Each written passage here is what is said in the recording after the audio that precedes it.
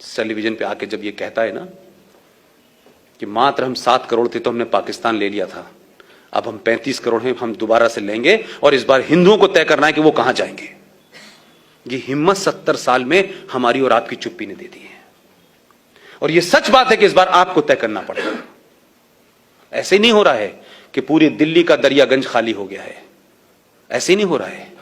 ये पैसा कहां से आ रहा है, ये जमीनें क्यों खरीदी जा रही हैं, ये मस्जिदें हर चौराहों पे क्यों बन रही हैं, इसका एजेंडा क्या है, ये कब्रिस्तान के नाम पे एक्सटेंशन क्यों किया जा रहा है। जबकि आप सबको बता दूं मैं, according to Islam, according to Muhammad साहब, ये जो कब्रें होती हैं ये हराम हैं, ये जायज नहीं है, कब्रें ये हराम हैं। ये काम खत्म हो जाए उसके बाद उसको चैलेंज करने वाला हूं मैं, क्योंकि आपके यहां अभी एक फैसला आया है मस्जिदों को लेके। सुप्रीम कोर्ट ने जब यह कहा कि इस्लाम में मस्जिद is not a Holi shrine, कहा था, लेकिन इससे पहले तो देश में किसी ने पूछा ही नहीं। हम जैसे बेवकूफ कहते थे, लेकिन हमारा उस वक्त तक हम इतने एक्टिव नहीं थे, हम तो स्कूल के दिनों से जानते थे ये बात। लेकिन आप इस बात को देखिए कि यह फैसला भी आ गया कि मस्जिद अल्लाह का घर नहीं है, मस्जिद कोई पवित्र जगह नहीं है, मस्जिद की इक्वलिटी मंदिर से नहीं हो सकती।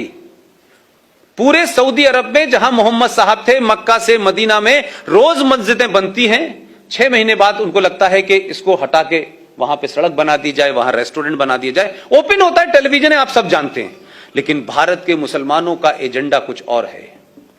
वो एजेंडा सिर्फ ये है कि मस्जिद बनाओ, फिर उसकी सेंसिटिविटी क्रिएट करो, फिर उसके अंदर पंचायत करो। और जो कश्मीर में 1990 में हुआ, मुझे नहीं पता आप में से कितने लोग थे, मेरी नई नई पत्रकारिता शुरू हुई थी, जम्मू कश्मीर में मस्जिदों में हथियार रखे गए, उन मस्जिदों से अजानें दी गई, रात भर 500-500 बार, 600-600 बार, कभी किसी मस्जिद से अजान हो रही है, कभी किसी मस्जिद से अजान हो रही है। और सब जगह से अपील की गई कि कश्मीरी हिंदू पंडित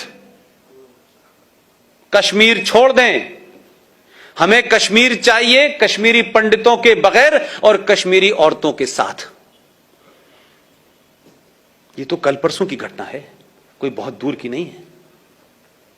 जो लोग ऋषि कश्यप की धरती की बात कर रहे थे, जिस कश्मीरियत की बात कर रहे थे, जिस गंगा जमुना तहजीब की बात कर रहे थे, उन लोगों ने एक बार 1954 में आपके लोगों को दूर रखने के लिए संविधान के अंदर एक इलीगल कॉन्स्टिट्यूशनल अमेंडमेंट करा लिया। वो लोग 1990 में जब हत्याएं हो रही थी, तो एक केस बता के बताता हूं मैं कि उस धर्म की और उसके मानने वाले लोग कितने रिलीजन ऑफ पीस के लोग हैं, कौन से धर्म से ड्राइव होते हैं, कौन सी आयत से ड्राइव होते हैं। एक महिला, एक टीचर थी, उसने एक बच्चे को स्कूल में पढ़ाया, वो बच्चा बड़ा हो गया, उसे 12th में पढ़ाया, वो पड़ोसी था, उसी लड़के ने उस महिला टीचर का रेप किया और टुकड़ों में काट दिया। इस मानसिकता से आपको लड़ना है। आप तो किसी के साथ चाय पी लेंगे तो उसके बाद फोन करके पूछेंगे आप घर पहुंच गए कि नहीं पहुंच गए। आपकी सभ्यता यह है। आप जिस सभ्यता से लड़ रहे हैं, जिस मानसिकता से लड़ रहे हैं, उसका बराबरी आप कर नहीं सकते। लेकिन उन्होंने होने दिया, सब चुप रहे और यह भी देश को नहीं बताया गया कि यह घटना कब घटी। इस ये